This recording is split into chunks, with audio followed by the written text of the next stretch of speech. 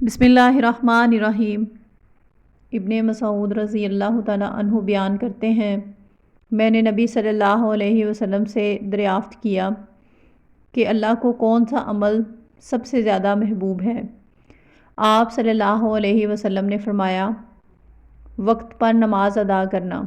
मैंने अर्ज़ किया, फिर कौन सा? आप सल्लल्लाहु अलैहि वसल्लम ने फ़रमाया, वालिदैन से अच्छा सलूक करना। मैंने अर्ज़ किया, फिर कौन सा? आप सल्लल्लाहु अलैहि वसल्लम ने फ़रमाया, अल्लाह की राह में जहाद करना। इब्ने मसूद रज़ी अल्लाह ताला अन्हु बयान करते हैं, आपने मुझे ये बातें बताईं, अगर मैं मज़ीद दरियाफ़्त करता तो आप मुझे और ज़्यादा बताते। एक और हदीस में अबू दरदा रज़ी अल्लाह ताला अन्हु बयान करते हैं, मेरे खलील नबी सल्लल्लाहु अलैहि वसल्लम ने मुझे वसीयत फ़रमाई कि अल्लाह के साथ किसी को शरीक ना बनाना, ख्वाह तुम्हें टुकड़े टुकड़े कर दिया जाए और ख्वाह तुम्हें जला दिया जाए, और जानबूझकर फ़र्ज़ नमाज तर्क ना करना।